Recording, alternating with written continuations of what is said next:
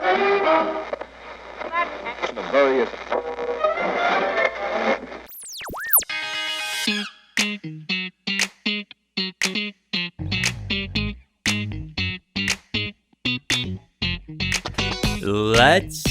go. It's your host, Nick Perrette, and you're listening to Commercial Roofing Radio. This is the hottest radio station in the roofing world. We are your favorite place to hang out, learn, and shoot the shit. So sit back in your truck's chair, relax, and enjoy the show. What is up, everybody? Welcome back to Commercial Roofing Radio. Let's go. We're back. We got another great guest in the house. We have Dante here with us, man. If you guys haven't seen him, he used to work for RoofCon, roofing.com. He spent about 2 years there. So he's connected with a lot of contractors, a lot of roofing companies, seen a lot of great things that they have done. I'm sure we'll talk about that. He's got a lot of experience in marketing. That's actually kind of his background in terms of where he kind of got started. He is now the CEO of Roofers LLC in South Carolina. Excuse me. And he's also participating in 100 Mile June, in which runners get pledges to donate $1 per mile to benefit adoptions, aiming to raise $30,000 overall to help at least one family adopt a child. So that's pretty cool. He is also recently just started his own podcast, so he's really getting involved there as well. So I'm sure we'll talk about that. But today we'll be really talking about running towards your dreams, right? Whether that's in personal, if it's in business, whatever it might be. So Diego, what's going on, my friend? What's up, my man? Stoked to be here. Absolutely. We appreciate you joining us today, no doubt. So that's your background, hey? So you're also a marketing guy, just like me. Yeah, so I guess I started marketing back in high school, and I didn't actually even know what marketing was at the time. A lot of my friends were playing in like different like rock bands and stuff like that back in like the late 2000s, and so I started like promoting little local shows. And so I started and I didn't know what it was at the time, but I was like putting together flyers and promoting these shows, and they paid me like, a couple bucks a head or something like that for people that would show up to these little shows.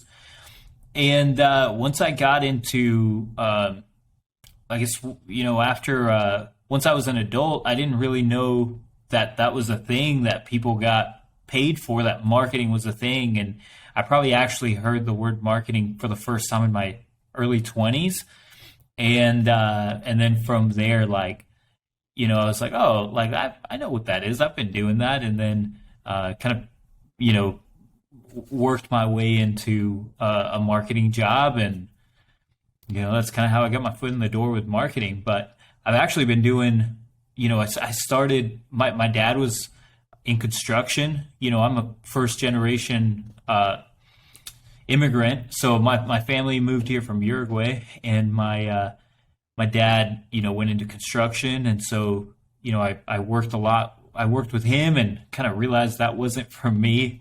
And so decided to, I was like, I'm going to go into business. I didn't know what that was. At the time, it was just kind of seemed like the thing. It was like you either go into the trades or you go into a business. And it's just from my worldview, that's the only thing I knew. My parents didn't go to college or anything. So that was just, what I knew. And so from there, like once I went to I started going to school for business. I actually went, I got my associate's degree, and it was going to be one of those things where like you got your associates and then you transferred into a 4-year college.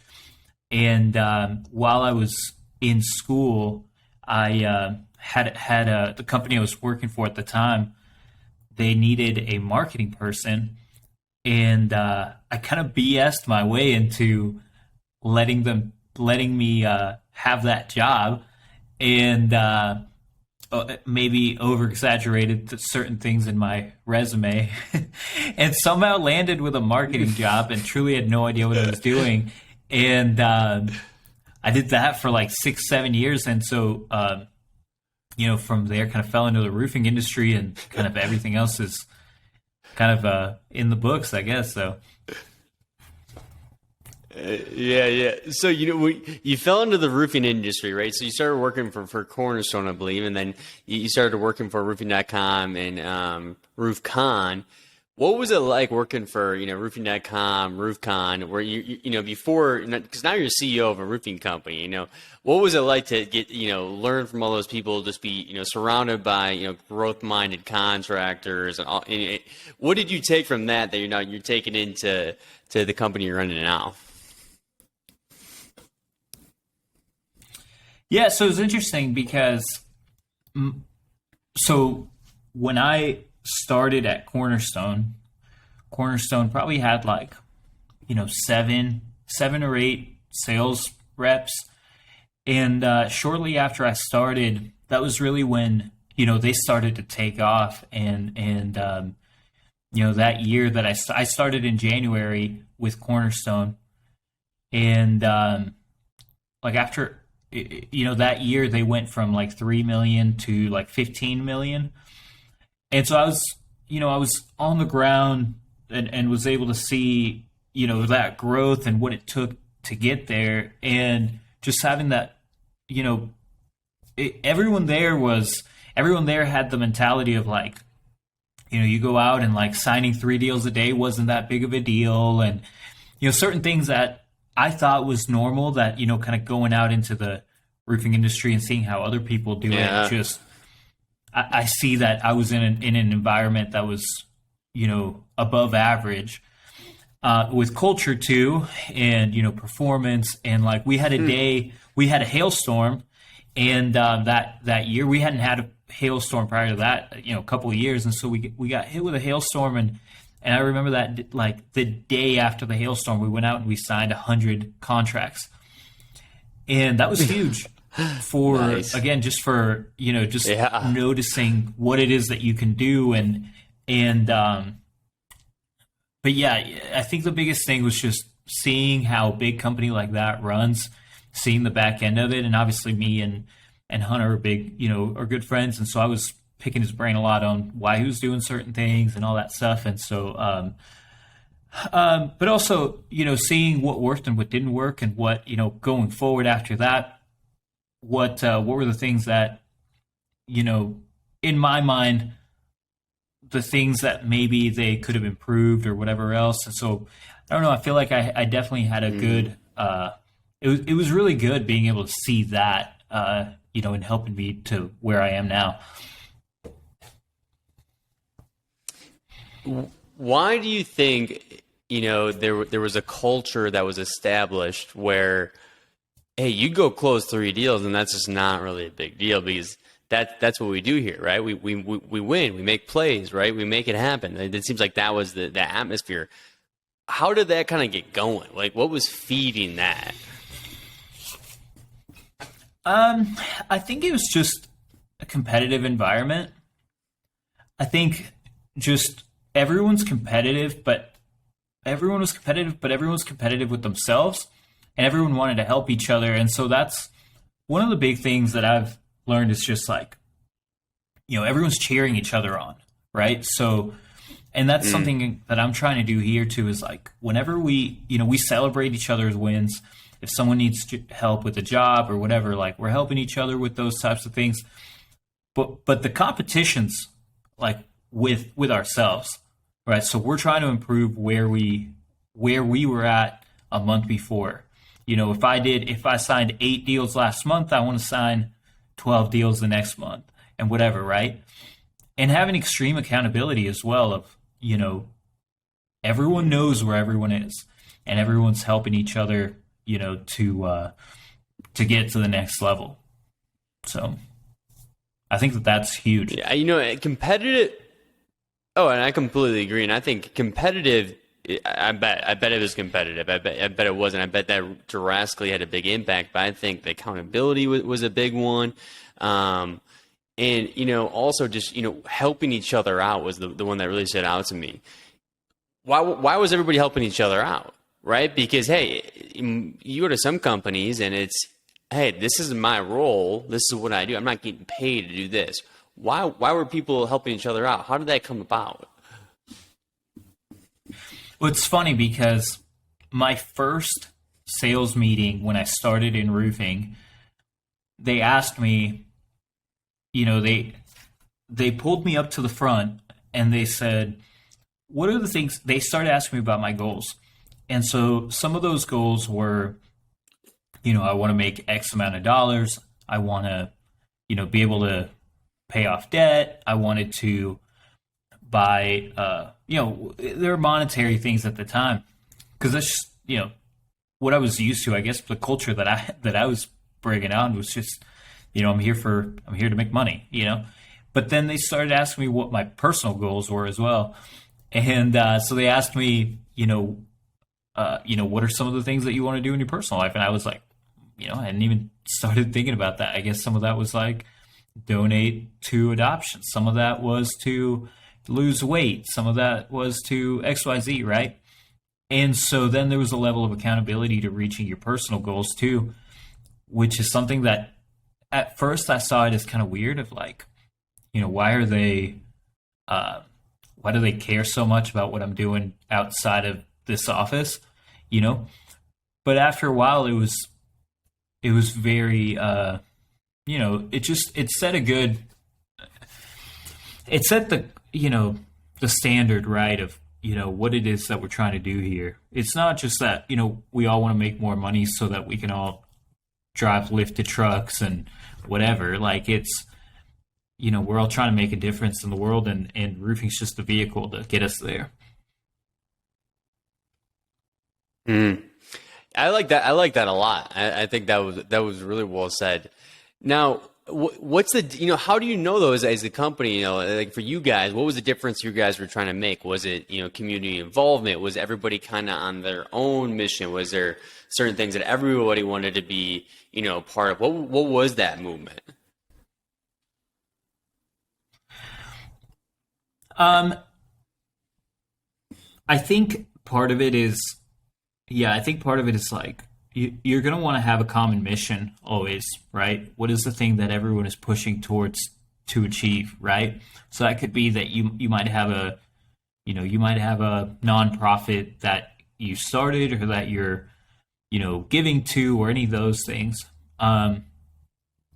For us now at Roofers LLC, it is more individual right now of like, all of us knowing what our individual goals are. And, I've got guys that are, working through certain things in their life that they want to be able to fund and, or be able to buy a house or whatever. And so just now I feel like just at the point that we're at, like we are really focused on the individuals, and helping each other and just pulling each other and really keeping each other accountable so that every person can reach that individual goal. I think you definitely get to a point in your company where you do want to have some sort of common mission there. And again, that could be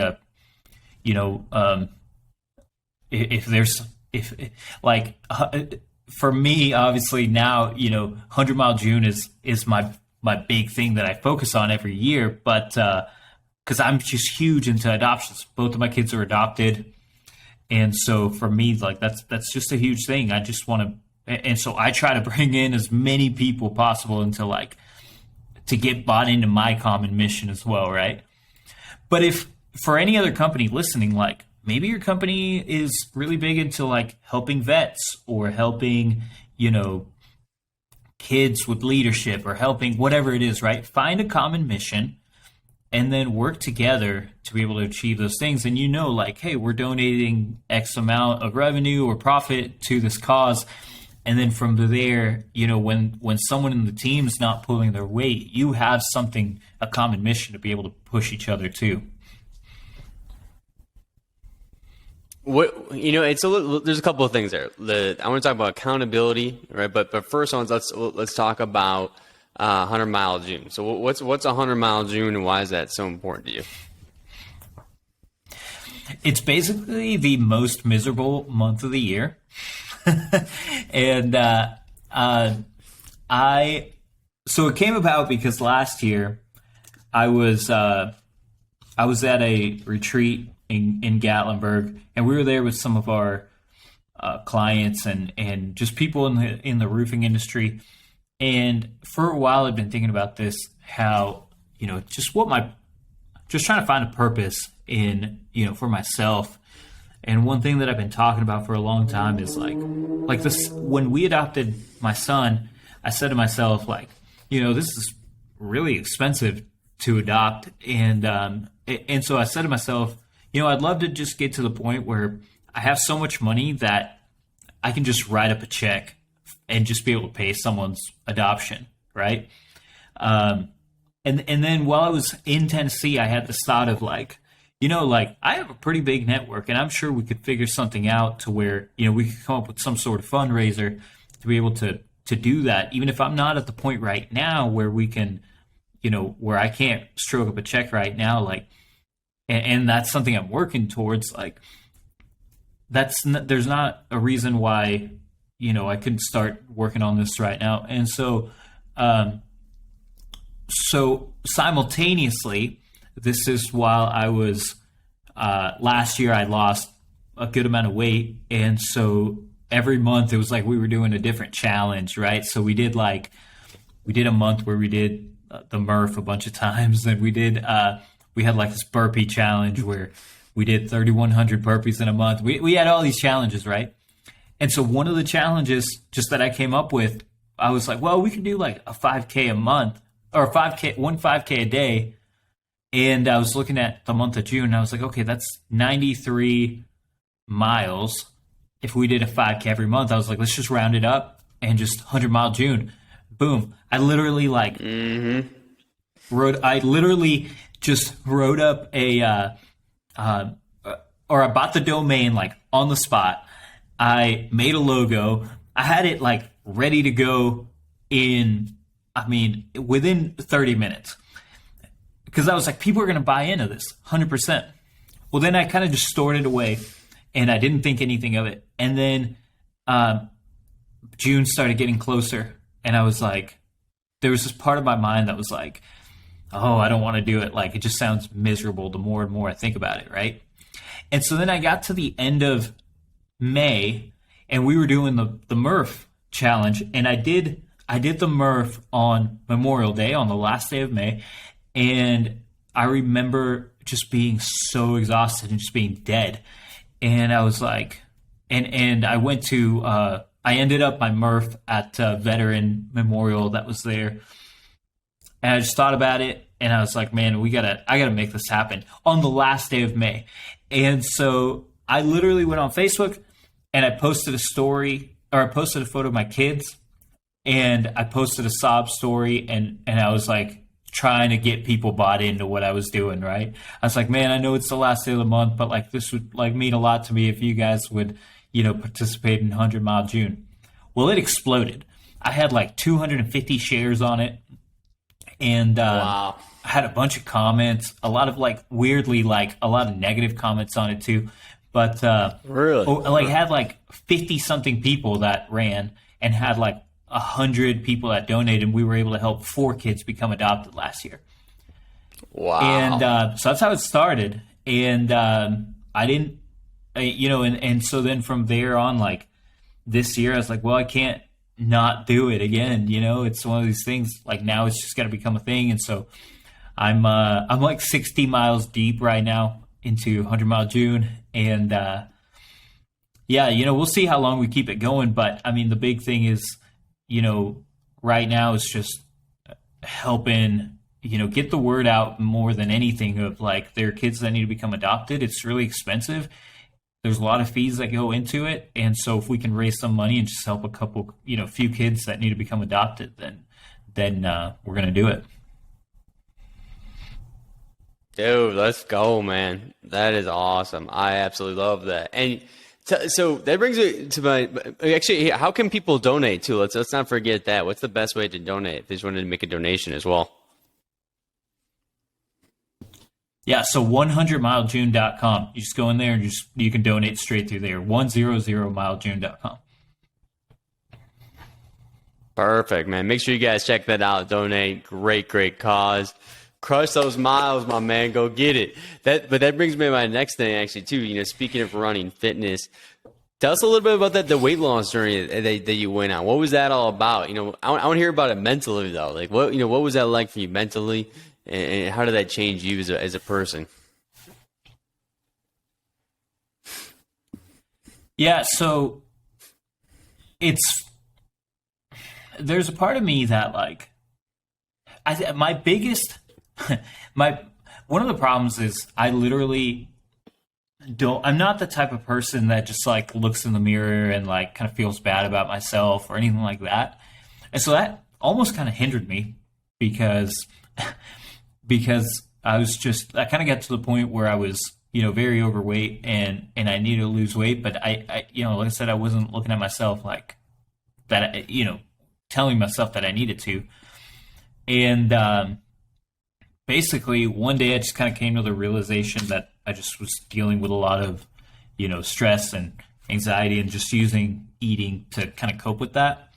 And so, kind of once I made that realization, it was just a matter of like, okay, well, so if I'm almost treating this like an addiction, like I'm not, binge drinking or doing drugs or anything, but obviously I'm treating food like an addiction. And so, I started treating it like one, and I literally just, kind of quit eating because of that was just my thing. I was like, all right, well then all I got to do is just quit eating when I'm emotional, right?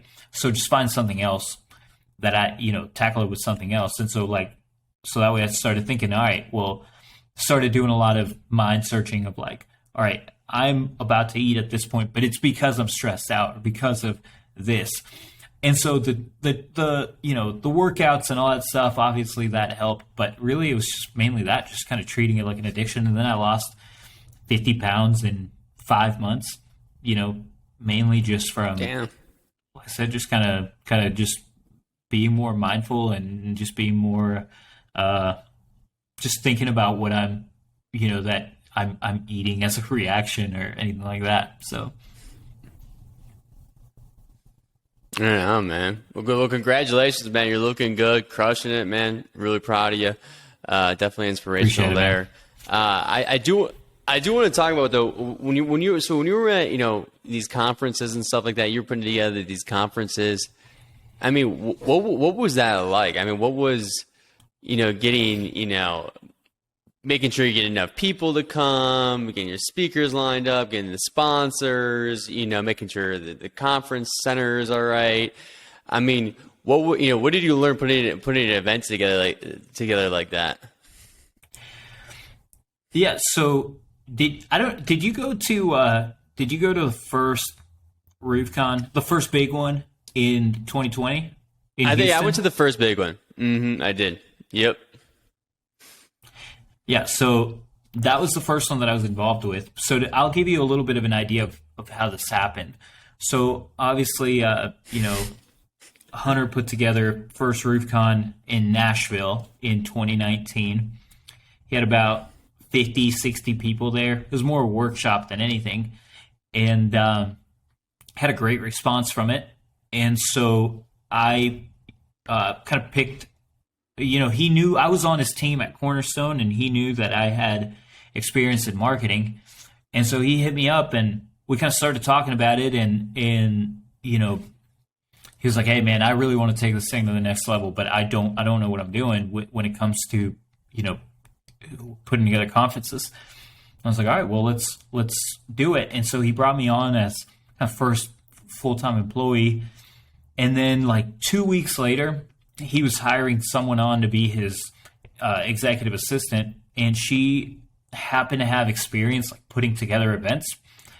And so we hired her, and between me and her, she was putting together the conference, I was getting vendors and filling up seats. And it was so funny because at first, we didn't have experience doing anything that big. But we had 4 months left maybe at that time to put it together. And so the first thing that I did was I went in one of the roofing groups. I was like, "Hey, I've got some t-shirts and they're free. And so if you want a t-shirt, basically let me know." And it's so funny because the people that raise their hands, I have a screenshot of it. And the people that raised their hand or left me an emoji or whatever are people that are now friends of mine that I ended up sending stuff to. It was like Phil Sanov, Graham Desert, Chuck Toki, and someone else. And so I got on the phone with all. So they told me that they wanted a T-shirt, and I ended up. This is such a funny story. So first person I hit up was Phil Sanov, Morgan & Morgan, and I hit him up, and I'm like, hey, do you mind if I just get on a phone call with you? I would just want to tell you about this event we got going on. And I'm 90% sure we had not actually signed the contract with the NRG Center that we did the conference with in Houston at the time. So I get on a call with Phil. I'm like, hey, Phil, I appreciate, you want a T-shirt, and, just letting you know, like, just trying to find out more about you, whatever. And he's like, yeah, I'm the trial lawyer with Morgan & Morgan. And I'm like, Morgan & Morgan, where have I heard that name before? Where do I know that? He's like, yeah, we're the largest law firm in the country, basically. I was like, oh, okay. So, like, basically pitched him on a sponsorship. And he's like, yeah, this is awesome. Like, I love what you guys are doing. I think he had actually been to the 2019 RoofCon, but I didn't know that at the time. And so ended up getting this first sponsorship with Morgan & Morgan. And then after that, I was like, okay, well, we got a sponsor, so we got a signed contract on this conference. And then from there, ended up getting like 50 sponsors. And it was so scary because we were like a month out, and I'm pretty sure we only had like 20 like we had sold out our sponsorships, but we only had like 20 tickets that were out or something like that. And we were terrified because it was the middle of COVID. This was 2020. And no one wanted to buy tickets because no one knew if the conference was going to happen. And so the last 2 weeks, we ended up filling up. I mean, not fully filling up, but we had, I think our max was 1,000, and we ended up, I think the total number of tickets was 881. But we were doing everything. We did all the things that we knew we needed to do. We were doing, the Facebook ads. We were doing the affiliate codes. We were doing the everything. And we knew it was going to work out. But even at the end, like, it was getting close, and we didn't have, like, any tickets sold. And, it just kind of ended up, it was truly like, it was like God was just knowing that we'd put in all the work, and, like, it was so funny. It was like it just worked out right at the end. And then from there, I ended up like hiring a team, like a full team. And we put together RoofCon, the one that happened last year in 2021. And it was amazing, man. We brought like John Maxwell and Ed Milet and all this stuff. And one of the big things that we thought was going to be an issue, if anyone remembers who came out, like we had a big sound issue in 2020, and we didn't know that because we'd never thrown a conference that big before. There was a lot of things that we didn't know, and we thought, man, I was terrified that was going to be like that. Everyone was going to talk about that, but everyone, besides a couple people on Facebook, everyone was just talking about like how positive it was and all this stuff and how well put together it was. In 2021, like we knew what we had done wrong, or we knew the things that we learned from our mistakes on the first one, and we just threw what I think was the best conference in the industry in 2021, and had like just shy of 3,000 people there. But yeah, man, it was incredible. Learned a lot. I've made a lot of industry connections from that, and that's been huge, man. And I think ultimately, like, all that contributed to, me getting called up by this company and, getting offered this job and but yeah, to answer your question, it was an incredible journey, man. And it was one of the most, it was some of the most impactful times that, professionally, for sure. Yeah, man. Well, hey, you guys crushed it, and so I got a couple follow-up questions on that one. And the first one was, it says, hey, it's like, hey, I gotta get butts in the seats, right? I need tickets sold, and it felt like at the very end everything just kind of came together. Obviously, you guys did a variety of different marketing techniques. Was there anything that you guys did that you felt like it was like, hey, this was our best way to sell tickets?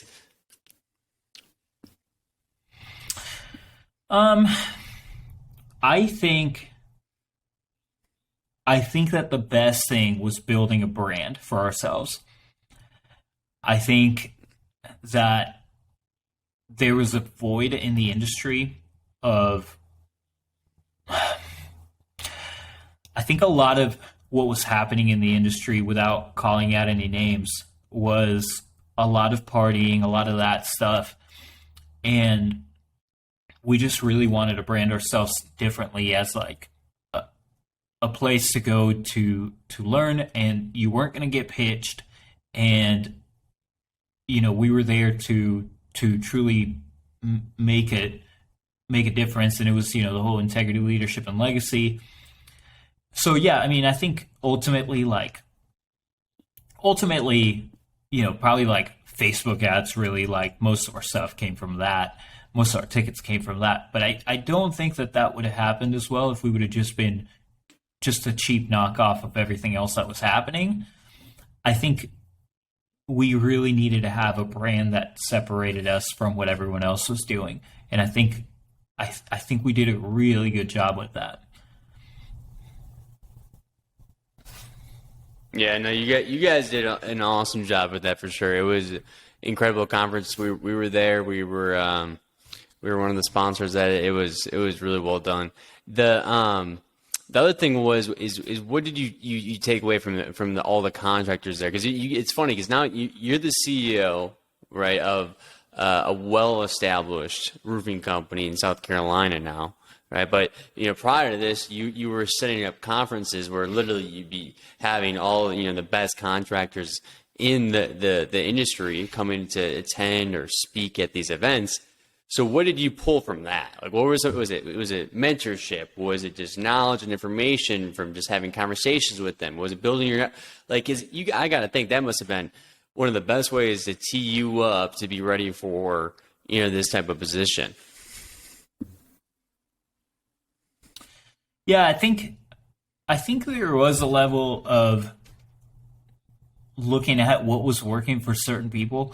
So like I got to spend a lot of time with just through different things that we did. We got to spend a lot of time with people that were doing just incredible things, right?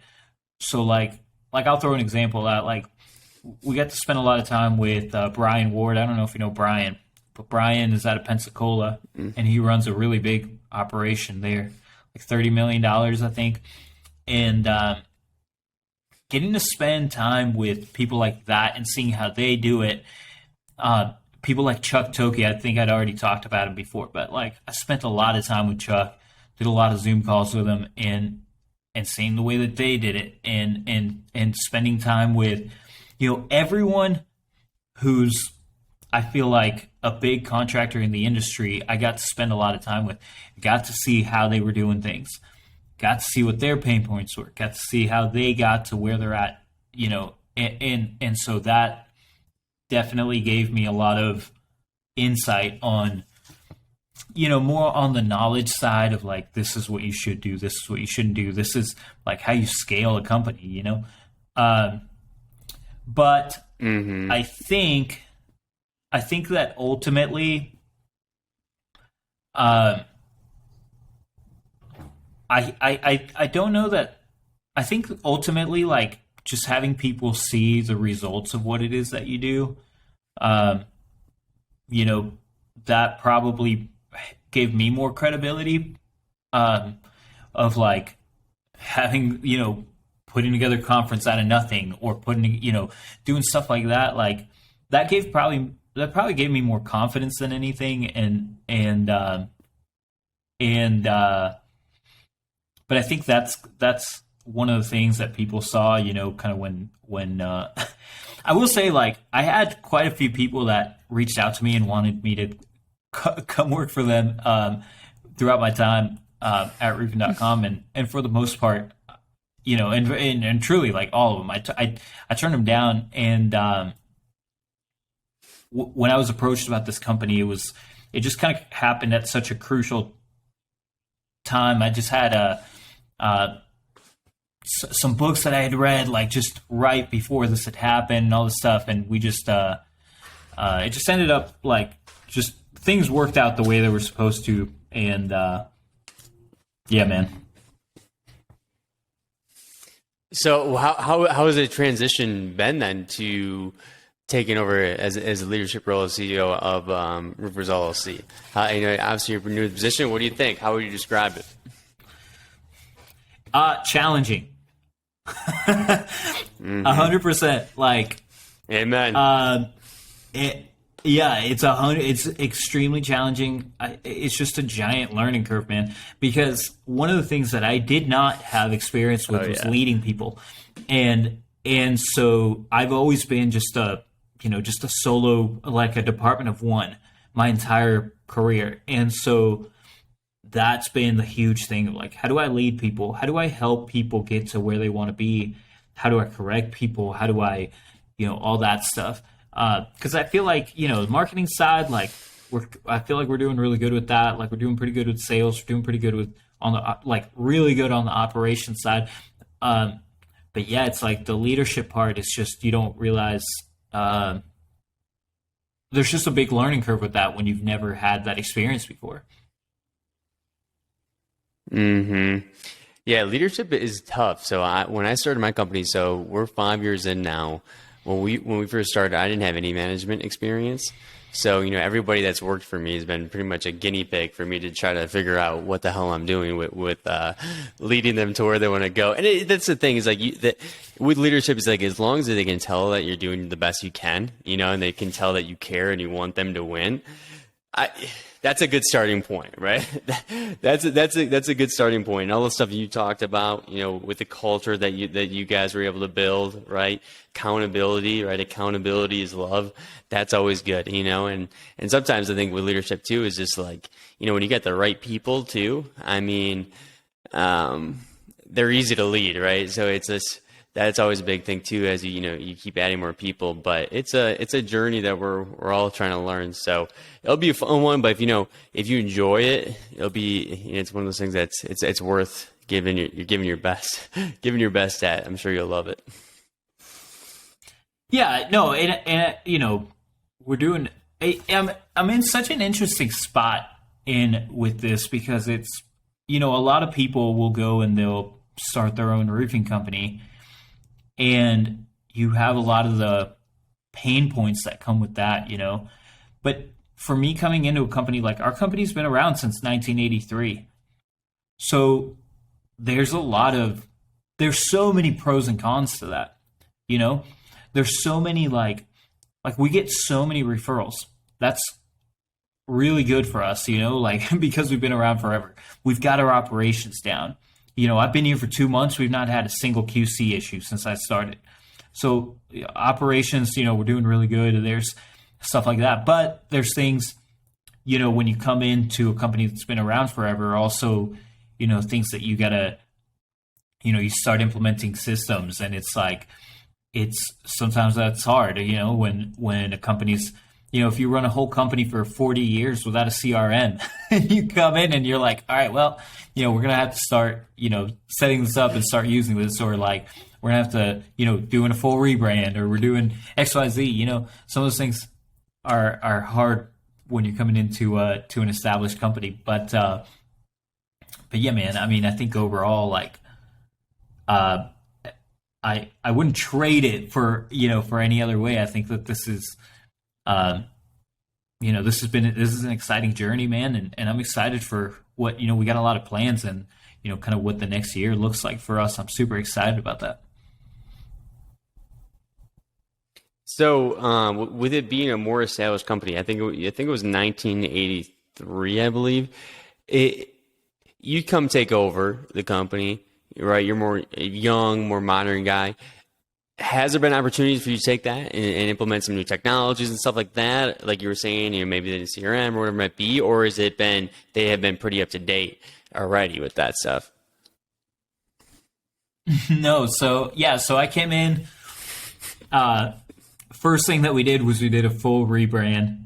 Got new logos, new colors, new everything, and because I was Let's like, go. it looks rough. Like, I was pretty harsh, and they were cool with it. I actually did that like 2 weeks before I started, or maybe a week before I started. Like as soon as I accepted the position, I was like, I'm accepting this, but I want y'all to know, like, we're doing a rebrand now before I even start. And so we did a rebrand. Yeah, CRM. That was a huge piece. It looks for good, us, by the way. It looks setting good. up. See. Yeah, I appreciate it, man. Yeah, so we're repping the palmetto tree. South Carolina is the palmetto state, so repping the palmetto tree, and so we ended up doing like a new CRM. Because they weren't using a CRM at all. It was all paper contracts, paper everything. So we ended up doing like, setting up different systems and getting started with, they've been posting on social media, but it was more or less just posting photos here and there. So I was like, okay, let's come up with a strategy for this. Let's, just more strategy and making sure that everything that we're doing has a purpose for why we're doing it. And, make sure that we can track everything, track our calls, track our numbers, track everything, like that's, I'm huge on that. So yeah, man. And then also like building out the team also, that's been huge. Like, we've about doubled in size since I started, just bringing in sales staff and looking where to promote and all that, so.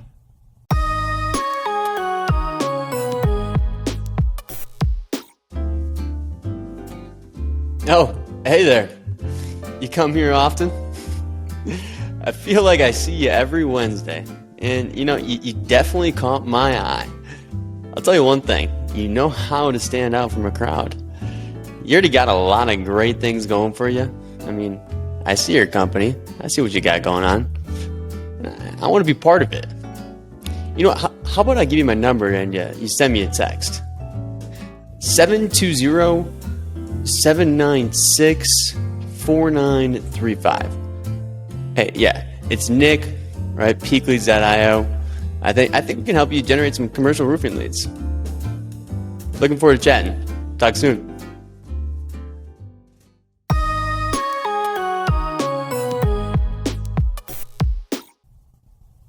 Let's go, man. Well, I'm proud of you. Congratulations. Sounds like you're doing a lot of great things. I'm sure we could talk, for days, but man, we're going to go into our next segment, which is going to be a game. But hey, we never did a shout out. I do want to give a shout out, right, to our boy Ben Menchaca. I know that you know him, Diego. So obviously we lost a good one in the space. So give a quick shout out. Maybe go knock a couple of doors if you're listening to this and you're a salesperson. In his honor, let's go, right? So R.I.P., my man. Go take a selfie with your friends, man. That's the big thing I've learned, man. Like, enjoy the guy. I mean, I loved Ben so much, and I always appreciated how much he was. Every time he saw you, he was like, "Hey, man, let's get a selfie." And I wish I had photos with all my friends. That's one thing I've been thinking about. Of like, I need to go take selfies. That's with all a good my friends, point, man. actually. That is a good call, actually, man. You got to document those memories, man. Amen to that. All right, we're here. Everyone's posted a photo of themselves with Ben, and that's why, man. Oh yeah, I did. Yeah, it was at Spanky's, man. We got amaze balls. There's these mac and cheese balls, man, and they were good. They were good. Oh, that sounds awesome. They are awesome. All right. So the game is Who Wants to Be a Roofing Millionaire? All right. So you do get 2 lifelines. You get 50-50. So that will remove 2 of the wrong answers, leaving you with a 50% chance of getting it right. And you also have phone a friend. So you can call one person, but if they don't pick up, lifeline's dead. Right. And you can use those one time each. All right. So question 1. As a longtime South Carolina resident, You got to know a lot about the food. What type of food was born in South Carolina, North South Carolina, according to Minnie? Is it A, boiled peanuts, B, barbecue, C, shrimp and grits, or D, oyster roast?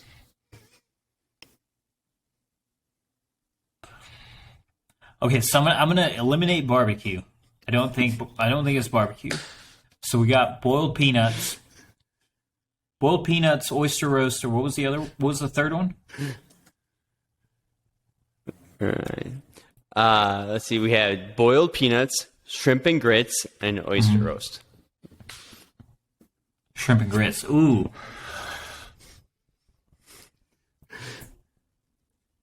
I'm gonna go with boiled peanuts.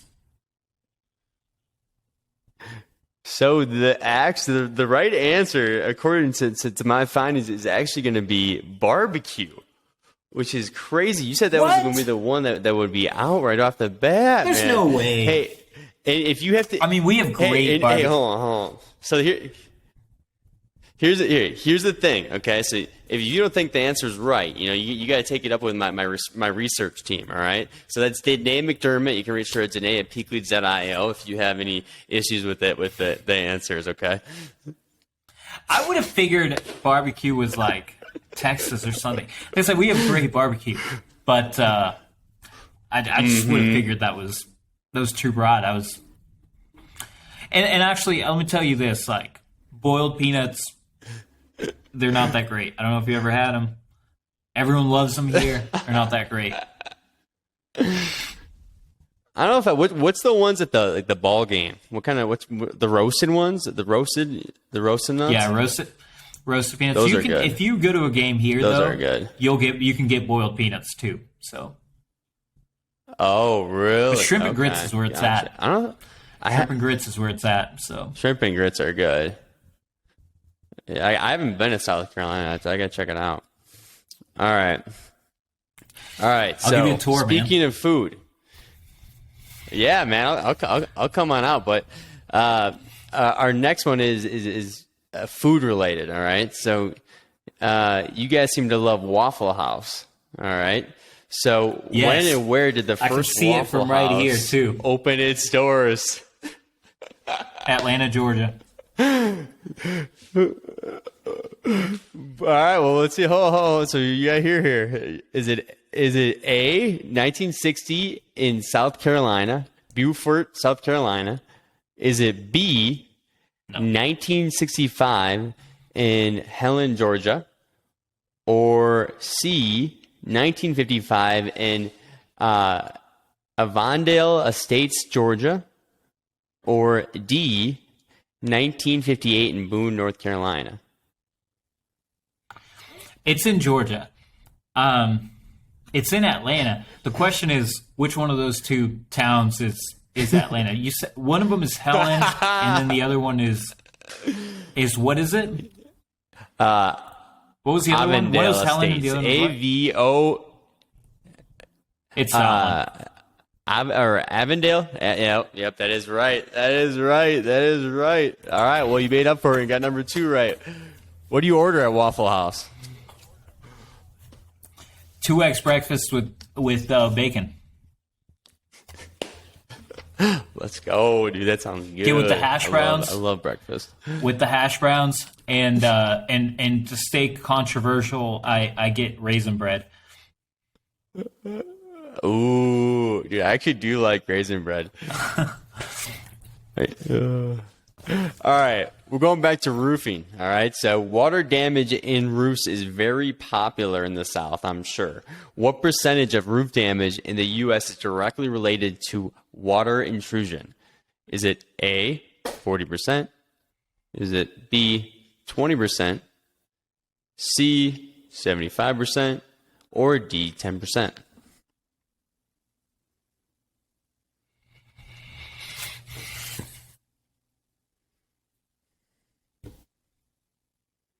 I'm gonna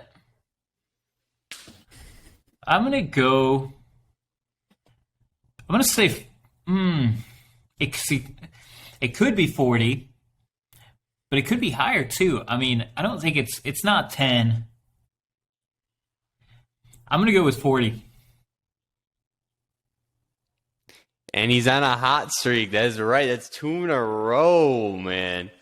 Oh. All right. I got this, man. Come on. I'm feeling good, man. What's the name of your new podcast? The Palmetto Brand Experience. The Palmetto Brand Experience. Tell me what's that all about? Yeah, so I'm bringing on local entrepreneurs, getting to interview them, and I figured it was twofold. There's 2 reasons for it. One, I want to be able to give local. I want to be able to help our local industry here in Greenville to grow, especially with young entrepreneurs. So I want to interview people that are just doing cool things when it comes to brand and just building cool businesses and stuff like that. But then B, like, I need to get out there and do business development. And I think it's the most organic way to do business development, man. And just getting to meet other entrepreneurs. Like, it's way easier for me to say, hey, man, I want to interview you on a podcast than for me to come in and just shake your hand and me just roll up at your business and, someone that you've never met trying to get to know you, Hey, unbelievable. I think the podcasting, creating content together, stuff like that is one of the best marketing strategies there is in my mind. If you think about it, it's a great way to network, meet new people. It's a great way to use each other's networks, right? To make sure that you guys could have a win-win situation, whatever it might be. It's just a great marketing approach, and I love it, of course. So I'm glad that you did it. But that's going to bring me into my next question, right? So it's named after the palmetto tree, right? Specifically the sable palm, which is your state tree featured on the state flag. Take a wild guess. Do you know what your state flower is? Is it A, flowering dogwood, B, orange blossom, C, iris, or D, yellow jessamine?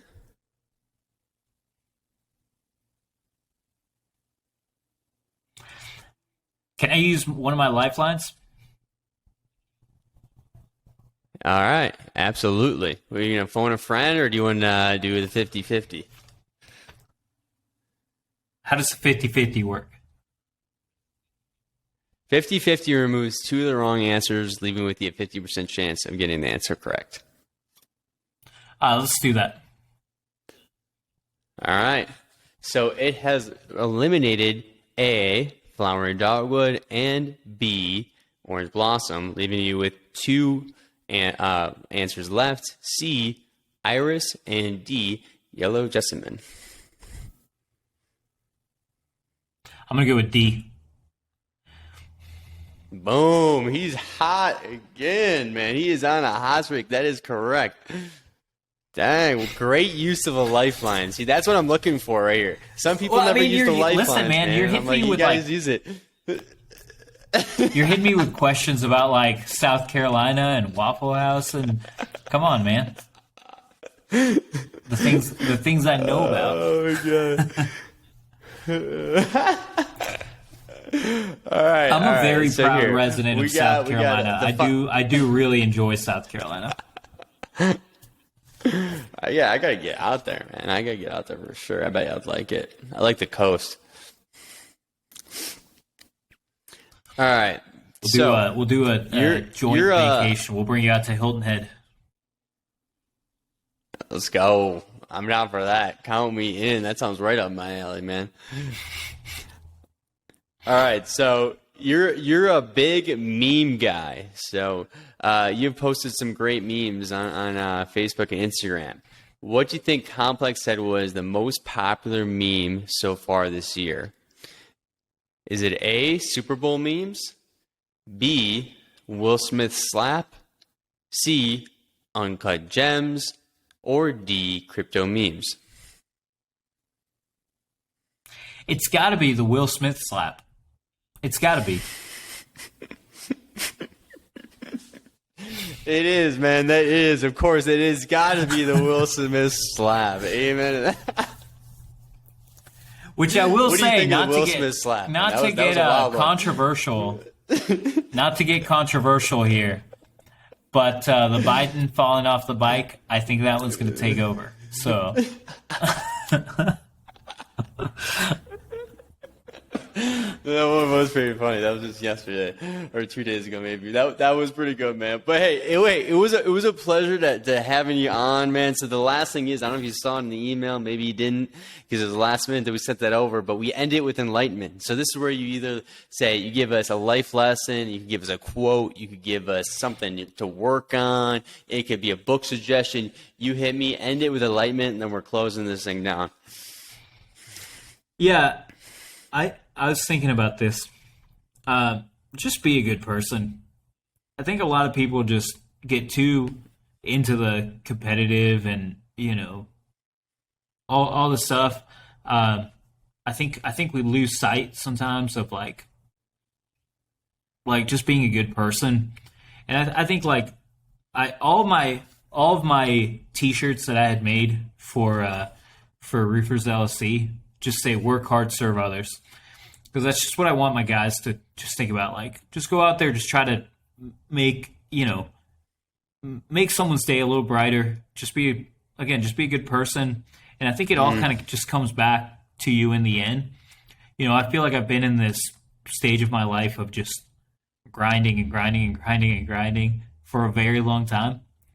And I feel like, you know, it ultimately, like, no sort of monetary value is going to bring me any sort of, going to make me any happier or anything like that. But I think of like the experiences in my life that have made me the happiest, and most of those revolve around serving other people. And so I think just continue to grind, continue to use your time to serve other people, and I think it all just kind of works out in the end, man. My man, hey, well said. I believe it too. You got it. Just be a good person. Speaking of which, hey, so make sure you guys are donating to his 100-mile June fundraiser. Diego, we just threw in $100 there, man, for your time. I appreciate you hanging out with us, dude. It's been a pleasure hanging out. Appreciate it, man. Out there. I love that. Appreciate Thank you so listening. much. Absolutely, brother. Thank you, everybody. Thanks, man.